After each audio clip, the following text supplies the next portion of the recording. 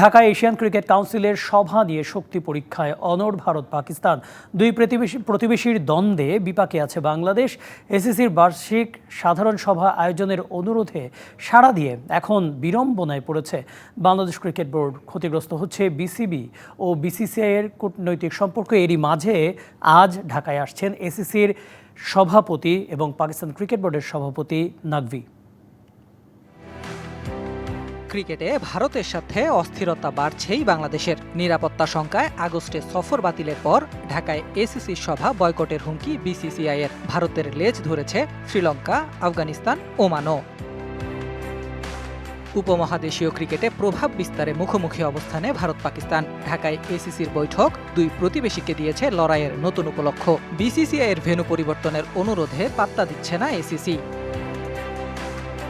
এমন ভূ রাজনৈতিক ইস্যুতে বিড়ম্বনায় বিসিবি। ঢাকায় এসিসির সভা আয়োজনের প্রস্তাব সতর্কভাবে সামলাতে পারতেন সভাপতি আমিনুল ইসলাম বুলবুল। অনভিজ্ঞতার কারণে পরিস্থিতি না বুঝেই সভা আয়োজনের সম্মতি দিয়ে বিপাকে বোর্ড।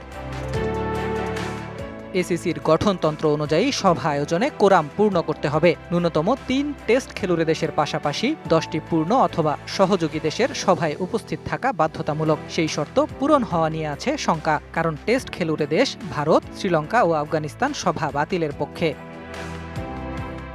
সভায় অংশ নিতে এসিসি সভাপতির আফগানিস্তানকে রাজি করানোর চেষ্টাও বৃথা যেতে পারে, যদিও এসিসির 25 সদস্য দেশের 16-17টি সভায় যোগ দেওয়ার সম্ভাবনা আছে। অস্বস্তিকর পরিস্থিতিতে এশিয়া কাপ আয়োজন নিয়েও দেখা দিয়েছে সংকট, কারণ সেপ্টেম্বরে আসর আয়োজন নিয়ে গুরুত্বপূর্ণ সিদ্ধান্ত আসার কথা এই বার্ষিক সভা থেকে।